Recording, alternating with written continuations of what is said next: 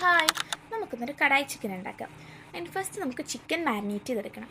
Chicken marinate ചെയ്യാനായിട്ട് ഞാനിവിടെ ചിക്കനിലോട്ട് ഉപ്പ്, മുളക് പൊടി, മഞ്ഞൾപ്പൊടി, വിനീഗർ ഇത്രയും സാധനങ്ങൾ ഇട്ടിട്ട് നന്നായിട്ട് അതിനൊന്ന് മിക്സ് ചെയ്തതിന് ശേഷം നമുക്ക് കുറച്ച് നേരം അത് ഫ്രിഡ്ജിൽ മാറ്റി വെക്കാം.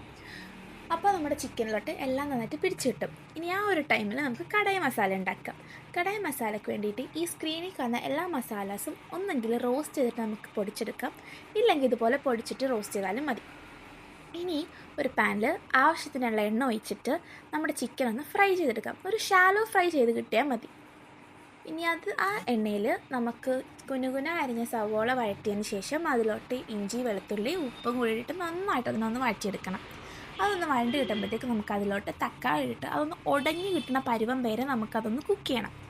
ഇനി അതിലോട്ട് നമുക്ക് മുളക് പൊടി, മഞ്ഞൾപ്പൊടി ഇട്ടിട്ട് അതിൻ്റെ പച്ച മണം മാറണ വരെ ഒന്ന് മൂപ്പിച്ചെടുക്കാം.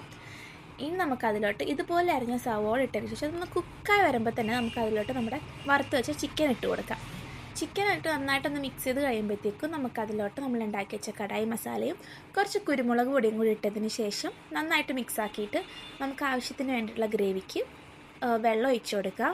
ഇളം ചൂടുവെള്ളമാണ് ഒഴിച്ച് കൊടുക്കുന്നത്. ഗ്രേവി ഒന്ന് സെറ്റായി വരുമ്പോഴത്തേക്കും നമുക്കതിൽ ലാസ്റ്റായിട്ട് കൊറിയാൻഡർ ലീവ്സും കസൂരി മേത്തിയും കൂടി ആകുമ്പോഴത്തേക്കും നമ്മുടെ കടായി ചിക്കൻ ഇവിടെ റെഡി ആയിട്ടുണ്ട്. So thanks for watching. By.